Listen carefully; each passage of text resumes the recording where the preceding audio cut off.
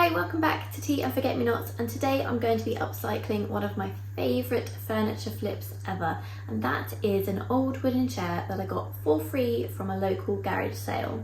So in this video you will see the decision that turned this from a quick flip into a many day flip, but it was so worth it in the end because it turned out completely beautiful. I'm really proud of it and I hope you like it too. However, you will also see the rather stupid mistake that I made that is a lesson for all of us to learn, which is why I'm sharing it with you today. So let's get into it. I got this old wooden chair from a garage sale that is advertised on Facebook Marketplace by one of my neighbours. I got two of these chairs actually, and a small table and hideaway chairs table set. So it was a really great haul for looking at Facebook that day.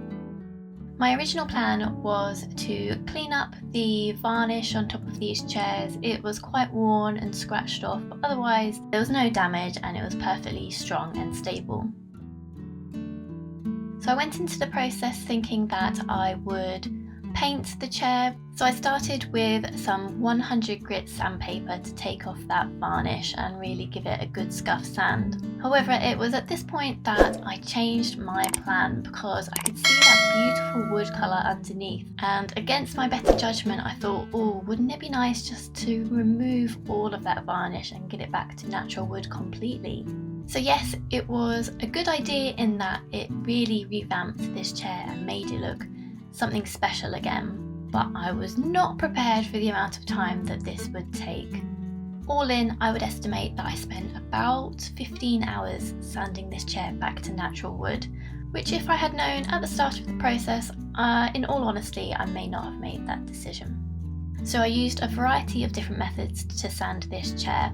I started by using my orbital sander with the 100 grit sandpaper on the seat of the chair. And for those sneaky spindles, which require a little bit more precision and probably where the majority of the time went with sanding, I did a combination of wrapping some sandpaper around one of the rubber pads and using it to get into the details, which took away the finish nicely. And then for the really detailed bits, I just folded sandpaper in half.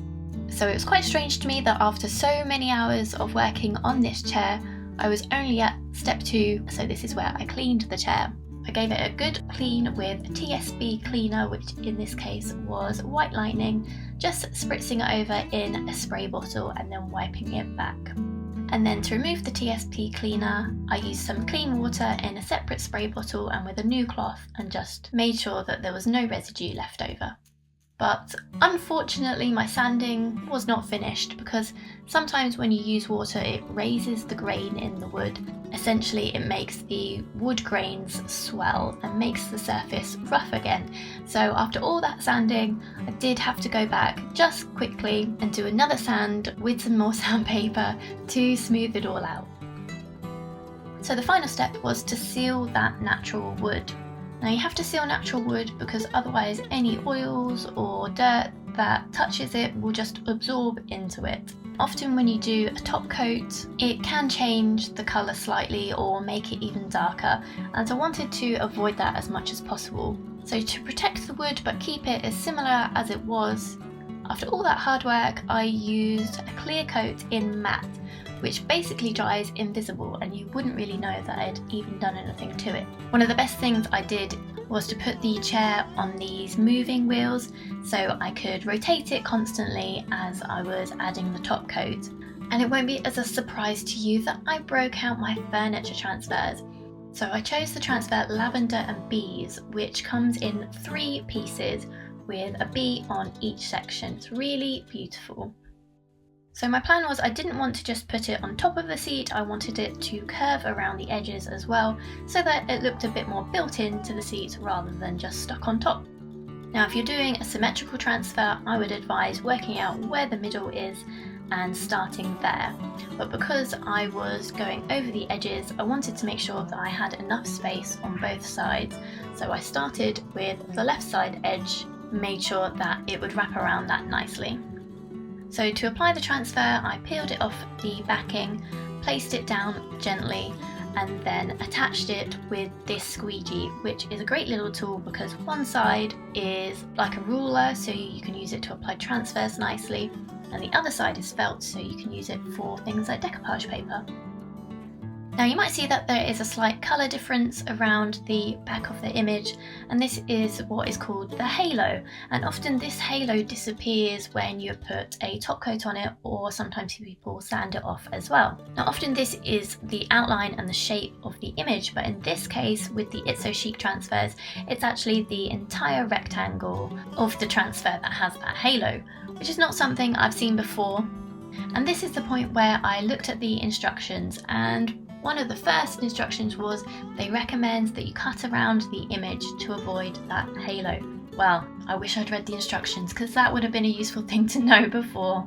So I had two options. I could either sand off the entire transfer and start again, and the second option, which is the thing that I did because it was less work initially, and if it didn't work I could then go the full hog and take off the entire piece, and that was to sand the top of the rectangle section so it blended more into the wood rather than having that stark line.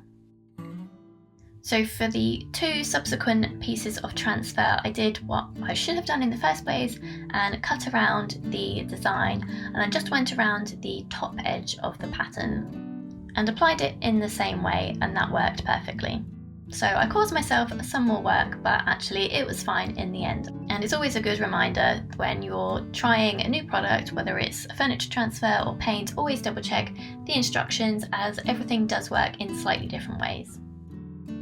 And to get a nice curve around the edge of the seat, I cut into it at different sections to make sure that the pieces didn't overlap each other too much. I'm so proud of how this chair turned out. It took a lot of work, but I think it's absolutely beautiful and something that I'm very proud of. Having looked at that original chair in its well-worn, used but perfectly good condition, it's like night and day. Now, of course, you wouldn't have had to sand off all the natural wood to get to a similar effect. You could have painted over it with white to get that base colour and then use a transfer. So it could be quite a simple DIY to transfer an old chair that you have lying around, or something that you find in a garage sale or a charity shop. Thank you so much for watching this video. I hope you enjoyed it and like the chair as much as I do. If you did enjoy the video, please consider subscribing or watching another video in the playlist. Until next time, thanks so much for watching. Bye! If you'd like to know any more about the products I've used in this transformation, I will leave them linked in the description. Until next time, bye!